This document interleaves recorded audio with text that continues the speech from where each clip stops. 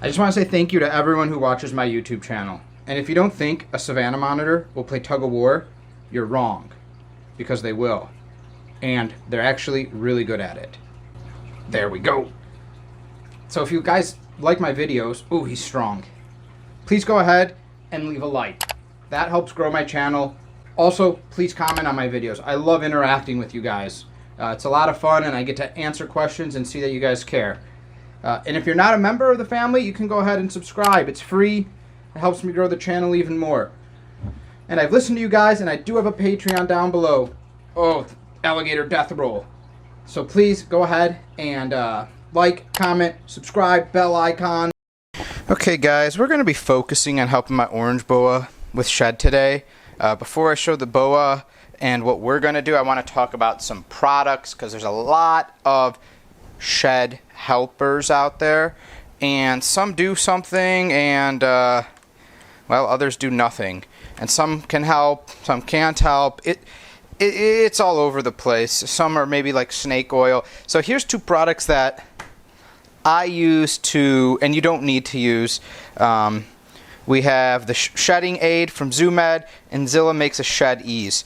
What are these products, and why do I use them sometimes, not all the time? In fact, this one I rarely use, but let's talk about this because some of them can be important. So the shed ease, this is so, and look, it has a picture of a snake. How convenient. This is what we're going to be talking about.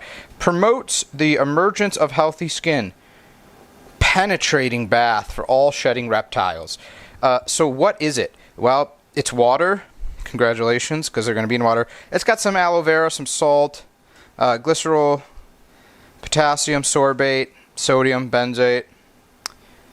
It's mostly water with some vitamins in it, some aloe vera to try to help the skin.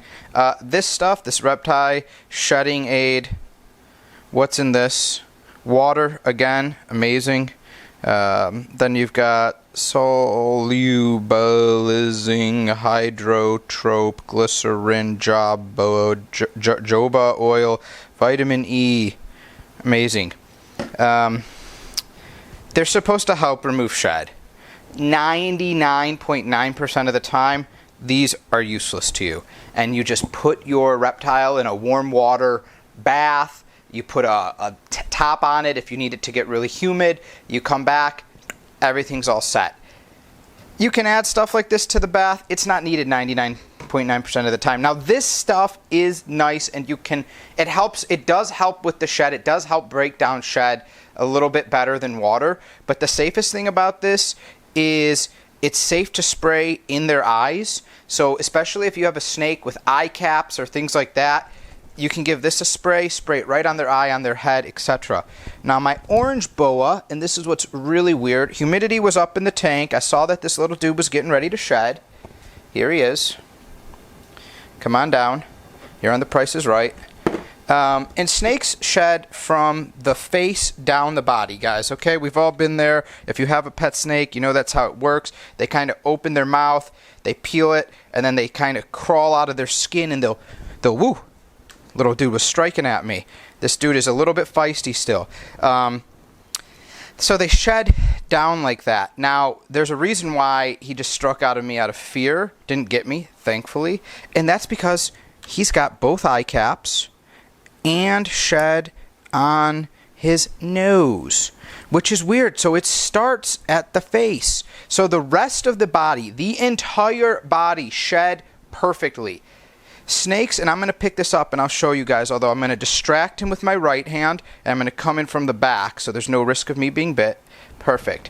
So snakes shed right from the face backwards. Let's see what happens. Maybe it's a little too much light. Yeah. Okay. So this eye has a complete eye cap. Come on. Maybe it needs light to focus. Ooh, yeah, there we go. So you can see the stuck shed on the nose, first of all, right away up there. But look at this eye. Complete eye cap. It's all dull. He can barely see out of that eye. And the way an eye cap works and the way it gets stuck actually is kind of interesting. Is they have that clear layer of skin that covers their eye that they shed off. I've talked about it before. You can look it up. It's not new. The reason why it can get stuck is it's actually, aha, try to knock this off.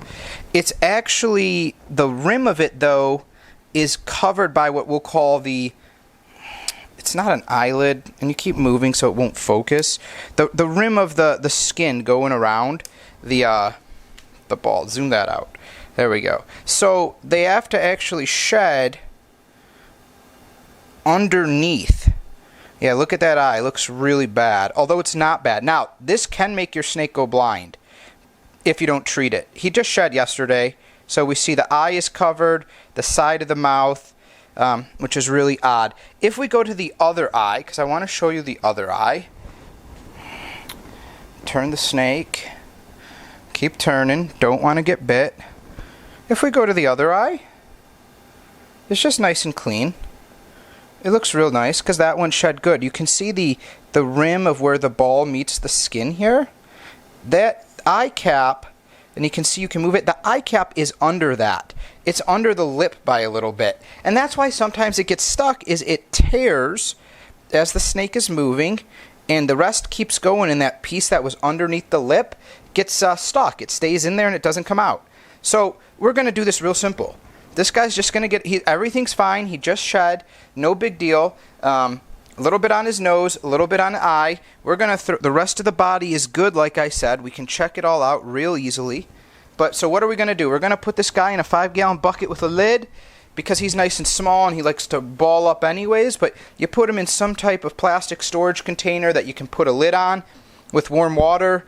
And you let them soak for 15 minutes, a half hour. This is going to get real soft, and I'm going to take it off with either a Q-tip or a tweezers, and you guys are going to watch. All right, let's soak this guy. Okay, we are back after the nice long soak. It was about 45 minutes, and we can see just from the soak, the eye looks a lot better. Still covered in stuck shed, but we're going to remove it. Now, the snake is not going to like this because to remove the eye cap, we want to get a good grip of the snake's head like this, keeping its mouth closed so it can't bite us, keeping pressure there and pressure on the neck. Why are we doing this? This is for our safety and the snake's safety.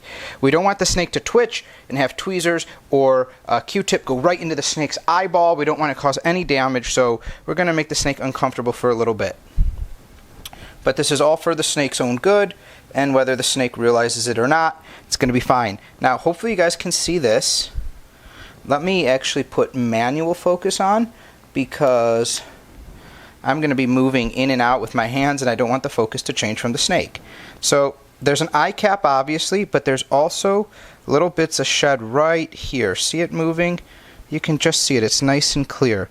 So this is what's going over the eye cap. So we're going to pull it and I want you to watch it get removed from the eye cap. It's going to come up from the bottom of the eye. Yep, here it comes. Voila. There's the eye cap. And you can actually see how clear that middle part is, where, right, so they can see, which I find very fascinating. There we go, get it in focus. And the snake itself, its eye is nice and clear now. Now the snake really likes this. Why did the eye cap look worse than it actually was?